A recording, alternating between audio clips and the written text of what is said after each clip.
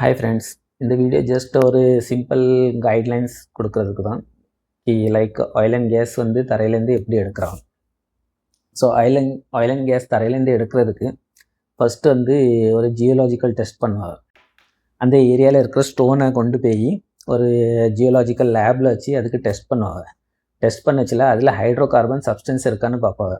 இந்த oil and gas தரைக்கு கீழே இருக்கான்னு கண்டுபிடிக்கிறதுக்கு இந்த ஹைட்ரோ கார்பன் சப்ஸ்டன்ஸ் வந்து ரொம்ப இம்பார்ட்டண்ட்.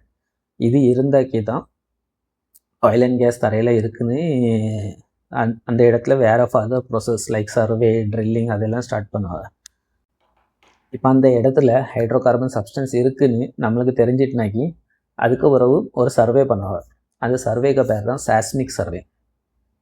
இந்த சாஸ்மிக் சர்வே தான் ரொம்ப ஆல் ஓவர் வேர்ல்டில் காமன் மெத்தடாக யூஸ் பண்ணிகிட்ருக்காங்க ஆயில் அண்ட் கேஸ் எடுக்கிறதுக்கு.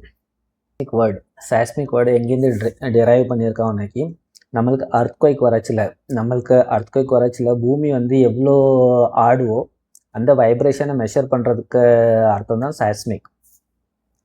இந்த சாஸ்மிக் மெத்தட்லேயும் ரெண்டனா இருக்குது. ஒன்று லேண்டில் பண்ணுறது, ஒன்று மரைனில் பண்ணுறது. ஸோ நம்ம இந்த வீடியோக்கு மூலியமாக லேண்டில் பண்ணுற சாஸ்மிக் சர்வே எப்படி பண்ணுறாங்கன்னு நம்ம பார்க்கலாம். லேண்டில் பண்ணுற சாஸ்மிக் சர்வேயில் 3 மெத்தட் இருக்குது. ஒன்று வந்து டைனமைட் சைஸ்மிக் சர்வே, ஒன்று வந்து ஸ்டோன் சைஸ்மிக் சர்வே, ஒன்று வந்து விப்ரோஷியஸ் ட்ரக். ஸோ டைனமைட்டில் என்ன பண்ணுவாங்க, தரையில் வெடி வச்சுட்டு அந்த வெடியை வெடிப்பாங்க. அந்த வெடி வெடிக்கச்சில் அது எவ்வளோ வைப்ரேஷன் ஆகவோ அதை வச்சு மெஷர் பண்ணுவாங்க.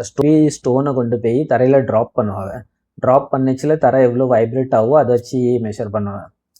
வேறு இன்னொன்று விப்ரோஷியஸ் ட்ரக் வந்து ரொம்ப இம்பார்ட்டண்ட்டானது. இப்போ எனக்கு காமனாக ஆல் ஓவர் வேர்ல்டில் விப்ரோஷியஸ் ட்ரக் தான் யூஸ் பண்ணிட்டுருக்காங்க. விப்ரோஷியஸ் ட்ரக் எப்படின்னாக்கி விப்ரோஷியஸ் ட்ரக்கு கீழே 2 வைப்ரேட்டர் இருக்கும். அந்த வைப்ரேட்டர் வந்து தரையே வைப்ரேட் பண்ணிகிட்டே இருக்கும். அந்த வைப்ரேஷனில் வேவ்ஸ் எது ஜென்ரேட் ஆகவோ அதை கேப்சர் பண்ணி அதை ப்ராசஸ் பண்ணி அதுக்கு அக்கார்டிங் செக் பண்ணுவாங்க. ஸோ நம்ம இனி இந்த விப்ரோஷியஸ் ட்ரக்கை பற்றி பார்க்கலாம். விப்ரோஷியஸ் ட்ரக்கில் நம்மளுக்கு 3 இம்பார்ட்டன்ஸ் எக்யூப்மெண்ட் இருக்குது. ஒன்று வந்து விப்ரோஷியஸ் ட்ரக், ஒன்று வந்து ஜியோஃபோன், ஒன்று வந்து data recorder truck. So vibroseis truck வேலை என்னன்னாக்கி தரையை வைப்ரேட் பண்ணுறது. ஜியோஃபோனுக்கு வேலை என்னன்னாக்கி தரையை அந்த ப்ராசஸ் பண்ணச்சில் எவ்வளோ ஏரியாவில் நம்மளுக்கு சர்வே பண்ணோமோ அந்த ஏரியாவிலலாம் ஜியோஃபோன் கனெக்ட் பண்ணிடுவாங்க. இந்த ஜியோஃபோனுக்கு வேலை என்னன்னாக்கி நம்ம வைப்ரேட் பண்ணுறோம்ல, வைப்ரேட் பண்ணச்சில் அதில் வேவ்ஸ் ஜென்ரேட் ஆகும். அந்த வேவ்ஸை கேப்சர் பண்ணுறது தான் இந்த ஜியோஃபோனுக்கு வேலை.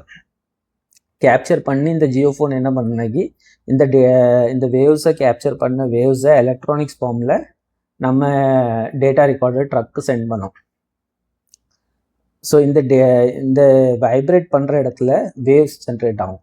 அந்த வேவ்ஸில் நம்மளுக்கு பி வேவ்ஸ் வந்து ரொம்ப இம்பார்ட்டன்ட். பி வேவ்ஸ்னாக்கி ப்ரைமரி வேவ்ஸும் செகண்டரி வேவ்ஸும் ஜென்ரேட் ஆகும். ஆனால் செகண்டரி வேவ்ஸ் அவ்வளோ இம்பார்ட்டன்ட் கிடையாது. எனக்கு செகண்டரி வேவ்ஸில் அவ்வளோ ஸ்பீடு இருக்காது.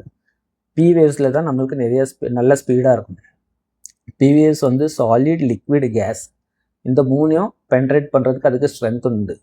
எஸ் வேவ்ஸ்க்கு ஒன்லி சாலிடை தான் அது பென்ட்ரேட் பண்ணும். சயின்டிஸ்ட் என்ன பண்ணுவாங்கனாக்கி டேட்டா ரெக்கார்டர் ட்ரக்கில் இருந்து டேட்டாவை கலெக்ட் பண்ணிவிட்டு இன்டர்பிரிட்டேஷன் பண்ணுறது வந்து ஒரு சூப்பர் கம்ப்யூட்டரில் தான் பண்ண முடியும். நார்மல் கம்ப்யூட்டர்ஸ்லாம் பண்ண முடியாது. ஸோ சூப்பர் கம்ப்யூட்டரில் டேட்டா இன்டர்பிரேட் பண்ணச்சில் சயின்டிஸ்ட் ஃபஸ்ட் என்ன பண்ணுவாங்க, எல்லாம் நாய்ஸையாக ரிமூவ் பண்ணிடுவாங்க. நாய்ஸ்னாக்கி என்னதுனாக்கி லைக் நீங்கள் சர்வே பண்ணிகிட்ருக்கீங்க. சர்வே பண்ணச்சில் பக்கத்தில் ஏதாவது டிராக்டர் இல்லைனாக்கி பக்கத்துலேயே சர்வே பண்ணுற இடத்துல ஏதாவது வேலை நடந்துகிட்ருக்கு, அந்த நாய்ஸ் எல்லாம் அந்த ஜியோஃபோன் கலெக்ட் பண்ணி டேட்டா ரெக்கார்டர் சிஸ்டமில் கொடுத்துருக்கோம். ஸோ ஃபஸ்ட்டு சயின்டிஸ்ட் என்ன பண்ணுவாங்க, எல்லாமே அந்த நாய்ஸை ரிமூவ் பண்ணுவாங்க. நாய்ஸை ரிமூவ் பண்ணிவிட்டு அதுக்கப்புறம் தான் சயின்டிஸ்ட் வந்து அதை ப்ராப்பராக இன்டர்பிரேட் பண்ண முடியும். இன்டர்பிரிட்டேஷன் பண்ணுறது வந்து ரொம்ப கஷ்டமான வேலை தான்.